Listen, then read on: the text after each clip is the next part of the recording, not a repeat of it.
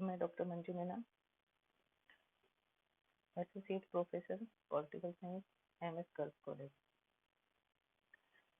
मैं आप लोगों को राजनयिक अभिकर्ताओं की श्रेणियां और उनकी नियुक्ति से संबंधित जो नियम हैं उनके बारे में बता रही थी। आज हम देंगे कि राजनयिक अभिकर्ताओं की नियुक्ति के संबंध में पूर्व स्वीकृति का क्या नियम है। सामान्यतः राज्यों को ये पूर्ण स्वतंत्रता होती है कि वह किसी भी व्यक्ति को बिना किसी लिंग, धर्म और जाति और आयु के भेदभाव करे बिना राजदूत नियुक्त कर सकता है। लेकिन फिर भी सामान्यतः राजनयिक अभिकर्ताओं की नियुक्ति के संबंध में पूर्व स्वीकृति का एक नियम जो है वह बना हुआ है। 1928 के हवाना कन्वेंशन की धारा 8 के अनुसार जो है, किसी भी राज्य को अन्य राज्यों में अपने राजनयिक अधिकारी की नियुक्ति के लिए स्वीकारी राज्य की पूर्व अनुमति जो है प्राप्त करनी होगी। मतलब कि ये अब एक तरह से इसका नियम जो है वह बन गया है। और स्वीकारी राज्य को भी ये अधिकार है कि प्रेषक राज्य द्वारा भेजे जा रहे अधिकारी को स्वीकार करने से वह इनकार जो है कर सकता है। और अगर प्रेषक राज्य ने किसी राजनयिक अभिकर्ता की नियुक्ति कर दी है और स्वीकारी राज्य को उसके ऊपर कोई आपत्ति है तो उसे वापस बुलाने के लिए भी कहा जा सकता है। तो यह एक सामान्य सा जो है नियम बन गया है हवाना कन्वेंशन के तहत जो है। अब साधारणतः जो है प्रेषक राज्य जब भी किसी राजनयिक अभिकर्ता की नियुक्ति करता है तो नियुक्ति से पहले उसके नाम की घोषणा नहीं की जाती और जिस भी व्यक्ति को वो राजदूत मनोनीत करना चाहता है पहले स्वीकारी राज्य से उसकी गुप्त रूप से स्वीकृति जो है वह ली जाती है। और अगर स्वीकारी राज्य उसकी स्वीकृति दे देता है तब राजनयिक अभिकर्ता को प्रेषक राज्य के द्वारा भेज दिया जाता है और उनकी स्वीकृति के पश्चात ही उनकी नियुक्ति को सार्वजनिक जो है वह किया जाता है। और इसके संबंध में प्रेषक राज्य में जो है राजदूत जो है स्वीकारी राज्य में अपने देश की जो सेवानिवृत्त राजदूत हैं उनसे भी वो परामर्श जो है वह ले सकता है। तो सामान्यतः ये माना जाता है कि मनोनीत जो राजदूत है उसे स्वीकारी राज्य की संपूर्ण जानकारी जो है वह पहले लेनी चाहिए। मतलब कि नियुक्ति की घोषणा और कार्यभार को संभालने के बीच में कई सप्ताह का जो है टाइम होता है और उस टाइम के दौरान जो है राजनयिक अभिकर्ता जो है स्वीकारी राज्य से संबंधित जो सांस्कृतिक और जो भिन्न संस्थाएं हैं उनमें जो है भाग लेकर के और वहां की जानकारी जो है वो हासिल कर सकता है। कई बार प्रेषक राज्य जो है स्वीकृति के लिए 2 या 2 से अधिक नामों की सूची जो है वो भी भेज सकता है और उसमें सामान्यतः जो प्रथम नाम होता है उसको स्वीकार किया जाता है। लेकिन ये कोई नियम नहीं है कि प्रथम नाम को ही जो है स्वीकार किया जाए, उसमें से द्वितीय और तृतीय नाम को भी स्वीकारी राज्य के द्वारा स्वीकृति जो है वह दी जा सकती है। तो यह एक नियम है कि प्रेषक राज्य जो है राजनयिक अभिकर्ता की नियुक्ति से पहले जो है स्वीकारी राज्य से स्वीकृति जो है वह लेता है और अगर ऐसा नहीं किया जाता है तो फिर स्वीकारी राज्य उसके लिए इनकार भी कर सकता है। जैसा कि रूसी सम्राट जार निकोलस ने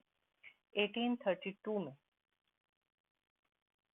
उसकी पूर्व स्वीकृति नहीं लेने के कारण से ब्रिटिश राजदूत सर स्ट्रेटफोर्ड कैनियन को स्वीकार नहीं किया था। यद्यपि इसका कोई स्वाभाविक कारण या वास्तविक कोई कारण नहीं था, लेकिन कैनिंग के द्वारा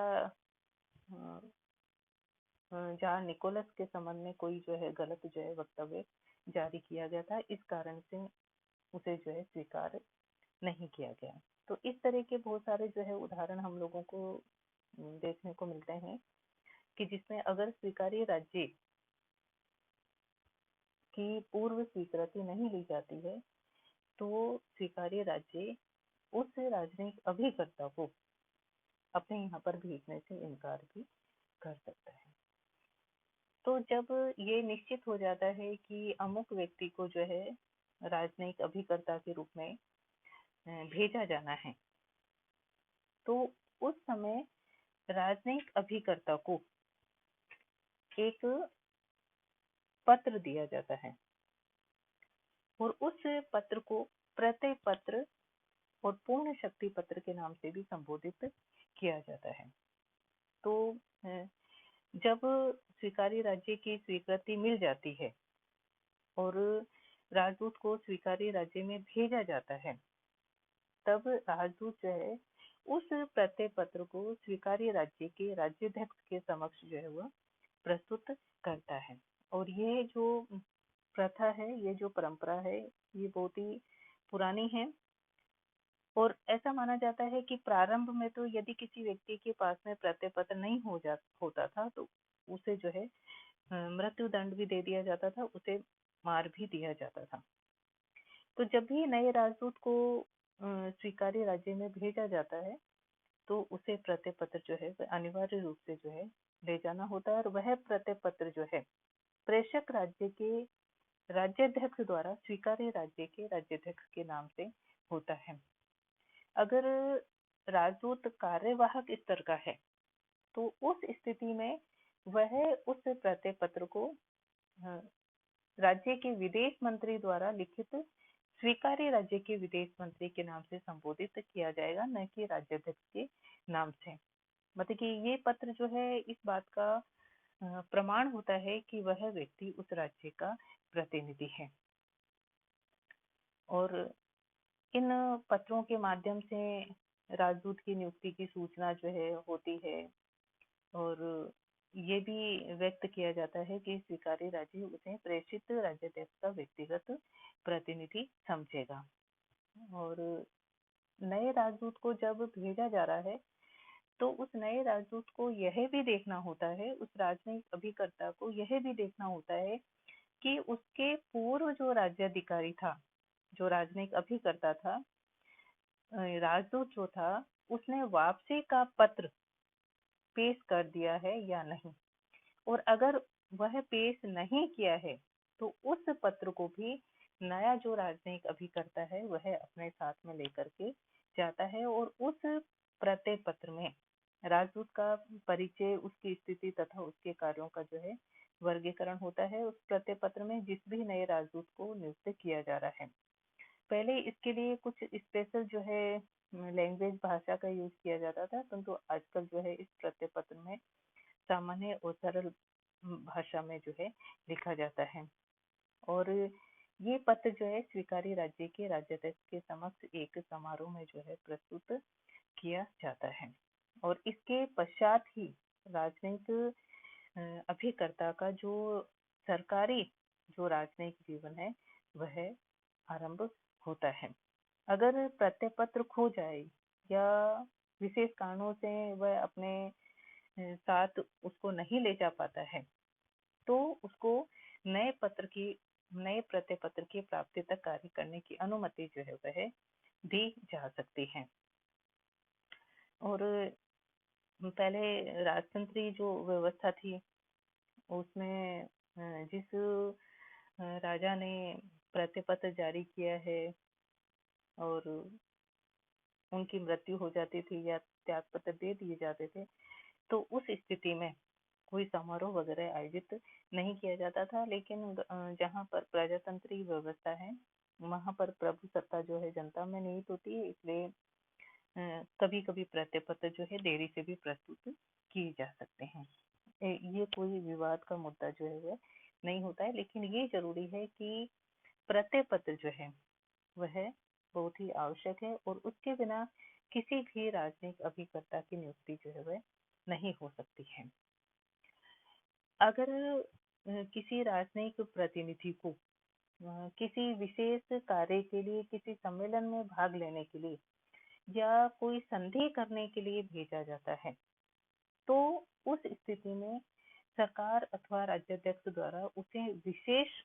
अधिकार पत्र जो है दिए जाते हैं और उस विशेष अधिकार पत्र को पूर्ण शक्ति पत्र जो है वह कहा जाता है। और इस पत्र में राजनयिक अभिकर्ता के कार्य और अधिकारों का वर्णन होता है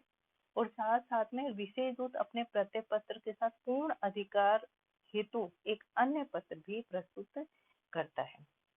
प्रारंभ में इसकी भाषा जो है इस पूर्ण शक्ति पत्र की या पूर्णाधिकार पत्र की जो भाषा होती थी वह लैटिन होती थी, परंतु आज इनकी भाषा प्राय जो है अंग्रेजी होती है। और जब सम्मेलन प्रारंभ होता है उससे पूर्व ही इन पत्रों की जो है जांच होती है तथा मतलब कि सम्मेलन बुलाने वाले देश की सरकार के अथवा संबंधित अंतर्राष्ट्रीय संगठन के पास ही वह रहते हैं। और प्रेषक राज्य जो है अपने राजनयिकों को इन पत्रों के अलावा और भी निर्देश दे सकता है और वह निर्देश जो होते हैं लिखित अलिखित गुप्त सार्वजनिक दोनों होते हैं और सामान्यतः यह लिखित और गुप्त होते हैं। नेक्स्ट जो पॉइंट है वह है तृतीय राज्य मतलब कि थर्ड स्टेट में राजनयिक अभिकर्ता की स्थिति, मतलब कि थर्ड राज्य के संदर्भ में राजनयिक अभिकर्ता की क्या स्थिति होती है। मतलब कि राजनयिक अभिकर्ता की हमने नियुक्ति कर दी है और नियुक्ति के पश्चात स्वीकार्य राज्य में कार्यभार ग्रहण करने के लिए जाते समय या पद निवृत्ति से लौटते समय, अपनी सरकार से परामर्श के लिए जाते समय अथवा युद्ध की स्थिति से लौटते समय एक राजनयिक अभिकर्ता को विभिन्न राज्यों की सीमाओं में से होकर के गुजरना होता है। और बताए कि विभिन्न राज्य की सीमाओं में से होकर जो गुजरना पड़ता है तो शांति काल में और युद्ध काल में राजनयिक अभिकर्ता की क्या स्थिति होती है। मतलब कि थर्ड स्टेट के संदर्भ में शांति काल में और युद्ध काल में एक राजनयिक अभिकर्ता की क्या स्थिति होती है, यह अपने नेक्स्ट क्लास में लेंगे। धन्यवाद।